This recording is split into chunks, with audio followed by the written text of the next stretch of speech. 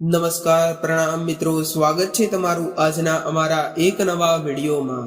રામલલ્લાની પ્રાણ પ્રતિષ્ઠામાં મળેલા અક્ષતનું શું કરવું? લાંબી પ્રતીક્ષા બાદ અયોધ્યામાં રામ જન્મભૂમિ પર રામ મંદિરનું નિર્માણ કરવામાં આવ્યું છે, જ્યાં 22 જાન્યુઆરી 2024ના રોજ રામલલ્લાની મૂર્તિની પ્રાણ પ્રતિષ્ઠા કરવામાં આવશે। માત્ર સ્થાનિક લોકો જ નહીં, પરંતુ વિશ્વભરના લોકો આ દિવસની ઉજવણી કરશે। તેઓ આતુરતાથી રાહ જોઈ રહ્યા છે અને તેના સાક્ષી બનવા માટે અયોધ્યા શહેરમાં પહોંચી રહ્યા છે। આ દિવસને તહેવારની જેમ ઉજવવા માટે દેશભરમાંથી તૈયારીઓ કરવામાં આવી રહી છે, જેના માટે દરેક ગામડા, શેરી અને ઘરમાં ઉજવણી કરવામાં આવી રહી છે। રામ ભક્તો ઘરે ઘરે જઈને આમંત્રણ આપી રહ્યા છે।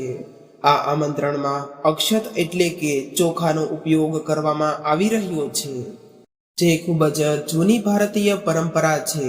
ચાલો જાણીએ અક્ષત શું છે। અયોધ્યાના રામ મંદિરનું નિર્માણ કાર્ય તેજ ગતિએ ચાલી રહ્યું છે। બીજી તરફ રામલલ્લાની મૂર્તિના અભિષેક સમારોહની તૈયારીઓ ચાલી રહી છે, પરંતુ સૌથી વિશેષ સ્વાગત રામલલ્લાના મામાના ઘરેથી થઈ રહ્યું છે। ભગવાનના મામાના ઘરેથી 3000 ટન સુગંધિત ચોખા મોકલવામાં આવ્યા છે, જે તેમના અભિષેક પછી રામલલ્લાને અર્પણ કરવામાં આવશે। ભારતીય પરંપરા અનુસાર પ્રાચીન સમયમાં કોઈ પણ તહેવાર કે કાર્યક્રમ માટે એકબીજાને અક્ષત એટલે કે ચોખા આપીને લોકોને આમંત્રણ મોકલવા માટે અક્ષતનો ઉપયોગ થતો હતો। આ માટે હળદરમાં રંગેલા પીળા ચોખાનો ઉપયોગ થતો હતો। હિન્દુ ધર્મમાં અક્ષતનું વિશેષ સ્થાન છે અને કોઈ પણ પૂજા અનુષ્ઠાન કે ધાર્મિક કાર્યોમાં અક્ષત વિના પૂર્ણ નથી થતું। ભગવાન રામની મૂર્તિના અભિષેકમાં ભાગ લેવા દેશભરમાંથી લોકો આવવાના છે। આ માટે રામ ભક્તો શેરીએ ગલીએ જઈને પીળા ચોખા આપીને આ કાર્યક્રમમાં ભાગ લેવા આમંત્રણ પાઠવી રહ્યા છે। એક પરબીડિયામાં પીળા ચોખા આપવામાં આવે છે, જેને આમંત્રણ માનવામાં આવે છે, જે લોકોના ઘરે રામલલ્લાના અભિષેક માટે આમંત્રણ આપવામાં આવ્યું છે। તો ચાલો મિત્રો, તે અક્ષતનું તમારે શું કરવાનું છે તે શરૂ કરીએ। તે પહેલા જે લોકો અમારી ચેનલ પર પહેલીવાર આવ્યા હોય તેઓ અમારી ચેનલને સબસ્ક્રાઇબ કરી લેજો, વિડીયોને લાઈક અને તમારા મિત્રો સાથે શેર કરી કોમેન્ટ બોક્સમાં જય શ્રી રામ અવશ્ય લખજો। મિત્રો, તમને વિચાર આવી રહ્યા હશે કે આમંત્રણમાં આપેલા અક્ષત એટલે કે ચોખાનું શું કરવું? તો ધાર્મિક દ્રષ્ટિકોણથી તેનું વિશેષ મહત્વ છે અને પૂજા માટે તેનો ઉપયોગ મુખ્યત્વે પાઠ અને તિલકમાં કરવામાં આવે છે।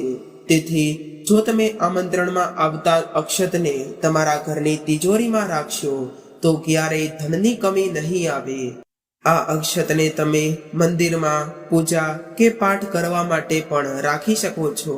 તિલક લગાવતી વખતે આ અક્ષતનો ઉપયોગ કરો, જે સીધો ભગવાનનો આશીર્વાદ માનવામાં આવે છે। ધાર્મિક માન્યતાઓ અનુસાર ચોખાનો ઉપયોગ કોઈ પણ પૂજામાં અવશ્ય કરવામાં આવે છે। હિન્દુ ધર્મમાં જો કોઈ ધાર્મિક કાર્ય અનુસાર તિલક કરવામાં આવે તો તેમાં ચોખા પણ લગાવવામાં આવે છે। કહેવાય છે કે પીળા ચોખાનો ઉપયોગ કરવાથી દેવી દેવતાઓ જલ્દીથી જ પ્રસન્ન થઈ જાય છે। તેથી રામલલ્લાની પ્રાણ પ્રતિષ્ઠાના શુભ અવસર પર આમંત્રણ પત્રની સાથે પીળા ચોખા પણ આપવામાં આવ્યા છે। એવું માનવામાં આવે છે કે પીળા ચોખા કોઈ પણ શુભ કાર્યમાં ચોક્કસપણે સફળતા અપાવે છે। તેથી રામલલ્લાની પ્રાણ પ્રતિષ્ઠાના શુભ અવસરે પણ અક્ષત એટલે કે પીળા ચોખાઓ આપવામાં આવ્યા છે, તેનો ઉપયોગ કરવામાં આવી રહ્યા છે। વિશ્વના રામ ભક્તોને વિનંતી આપવામાં આવે છે કે તેઓ 22 જાન્યુઆરીના દિવસે સવારે 11 થી બપોરના 1 વાગ્યાની વચ્ચે તેમના ગામ, મહોલ્લા, કોલોનીમાં સ્થિત થયેલા રામ મંદિરમાં પાડોશીઓમાંથી રામ ભક્તોને એકત્રિત કરે અને પ્રાણ પ્રતિષ્ઠા નિહાળે અને ભજન કીર્તન કરે। ટેલિવિઝન કે કોઈ પણ પડદા દ્વારા LED સ્ક્રીન લગાવીને સમાજને અયોધ્યાનો જીવંત પ્રસારણ બતાવો, અભિષેક કરો, શંખ ધ્વનિ કરો, આરતી કરો, પ્રસાદ વહેંચો. રામ ભક્તો ઘરે ઘરે પીળા ચોખા જ નથી આપતા મિત્રો, તેઓ એક આમંત્રણ પત્ર પણ આપી રહ્યા છે, જેમાં લખ્યું છે કે તમે તમારો પરિવાર અયોધ્યામાં આવો અને ભગવાન શ્રી રામજીના આશીર્વાદ મેળવો. જે રામ ભક્તો કોઈ કારણસર આવી નથી શકતા તેમના માટે લખ્યું છે કે તેઓ જ્યાં પણ હોય તેમના ઘરેથી તમારે દીવો પ્રગટાવવો. સાંજના સમયે દિવાળીના દિવસે જે રીતે દરેક વ્યક્તિઓ દીવો પ્રગટાવીને રોશનીનો પર્વ અનુભવે છે, તેવી જ રીતે તે દિવસની ઉજવણી કરવા અપીલ કરવામાં આવી રહી છે. ચોખા શુક્ર ગ્રહનું પ્રતિનિધિત્વ કરે છે, તેથી વ્યક્તિને શુક્ર ગ્રહથી શરીર, કીર્તિ, લક્ષ્મી અને તમામ ભૌતિક સુખ સુવિધાઓ મળી શકે છે. તેના લાભ મેળવવા માટે ચોખા છે તમારે તેને લાલ રેશમી કપડામાં બાંધીને તમારી તિજોરીમાં રાખવા જોઈએ. આવું કરવાથી મંગળવારના દિવસે બંને ચંદ્ર સક્રિય થઈ જશે અને લક્ષ્મી યોગ બનશે.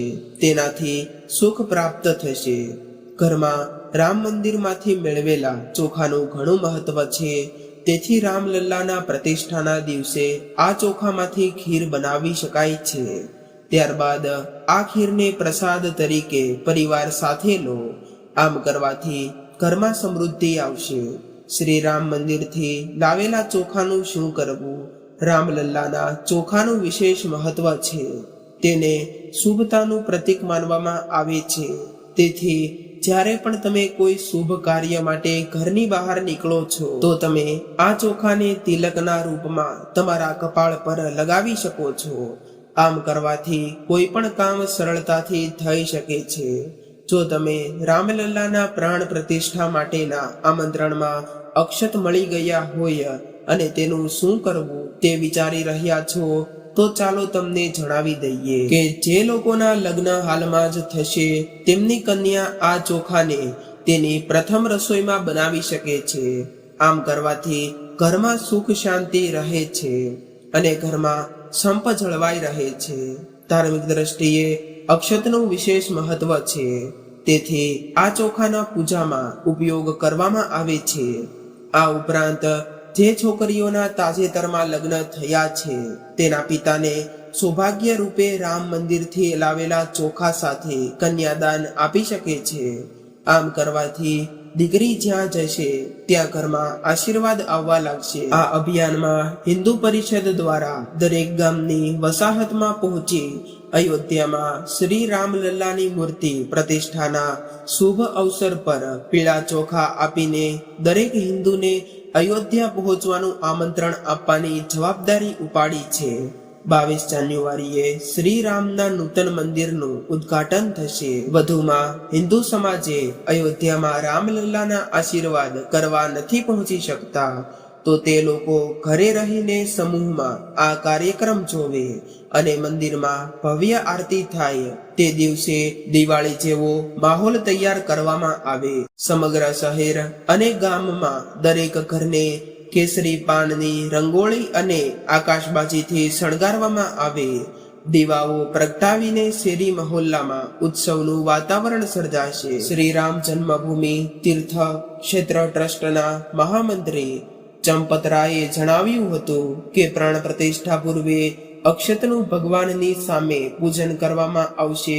સમગ્ર દેશમાં એક સિસ્ટમ હેઠળ વિતરણ કરવામાં આવશે અને વિનંતી કરવામાં આવશે કે આનંદ ઉત્સવના આ દિવસે પ્રાણ પ્રતિષ્ઠાનો કાર્યક્રમ પોતપોતાના મંદિરમાં ઉજવવો જોઈએ. ટ્રસ્ટ વતી ચંપતરાયે જણાવ્યું છે કે પ્રાણ પ્રતિષ્ઠા પછી જે ભગવાનની મૂર્તિની સ્થાપના કરવામાં આવશે તેનો ફોટો લેવામાં આવશે અને ફોટો પ્રિન્ટ કરાવવામાં આવશે અને તે ફોટો અયોધ્યા આવતા દરેક દર્શનીયોને પ્રસાદ માટે આપવામાં આવશે. તેથી 1-2 વર્ષમાં તે ફોટો ઘર ઘરમાં પહોંચી જાય. મહામંડલેશ્વર સ્વામી રામગોપાલ દાસે પણ જણાવ્યું છે કે આ અક્ષત આમંત્રણ શું છે. મહામંડલેશ્વર સ્વામી રામગોપાલ દાસે જણાવ્યું છે કે ભગવાન સાથેનો આપણો સંબંધ શાશ્વત છે. જીવોનો ભગવાન સાથે સતત સંબંધ છે, એટલે કે એક એવો સંબંધ છે કે જ્યારે ક્યારેય નાશ પામતો નથી. તેમણે કહ્યું છે જે અક્ષત છે તે ભગવાન સાથેના આપણા શાશ્વત સંબંધ અને મંદિરની શાશ્વતતાનું પ્રતીક છે. ડાંગરના ઉપરના ભાગને દૂર કર્યા પછી જે ચોખા બચે છે તેમાં અક્ષતનો ઉપયોગ થાય છે. કેટલીક જગ્યાએ હળદર, સોપારી અને તુલસીની ડાળનો પણ ઉપયોગ થાય છે. તેમણે સમજાવ્યું કે તુલસીદાસે ભગવાન શ્રી રામને દહીં અને ચોખા ખાતા જોયા હતા, તેથી તેને મહાપ્રસાદ પણ કહેવામાં આવે છે. તેમણે કહ્યું કે અક્ષત ડાંગરનો આ ભાગ અંતઃરાત્માનું પ્રતિનિધિત્વ કરે છે. તેનાથી આશીર્વાદ જળવાઈ રહે છે. તે માટે લગ્નમાં પણ તેનો ઉપયોગ કરવામાં આવે છે. આનાથી જ પત્રો દ્વારા આમંત્રણ આપવામાં આવે છે. અક્ષત આમંત્રણ દ્વારા માત્ર વડાપ્રધાન નરેન્દ્ર મોદીને જ નહીં પરંતુ સામાન્ય ભક્તોને પણ આમંત્રણ થઈ ગયું હતું. નજીકના મંદિરોમાં પૂજા અને આરતીમાં ભાગ લેવો.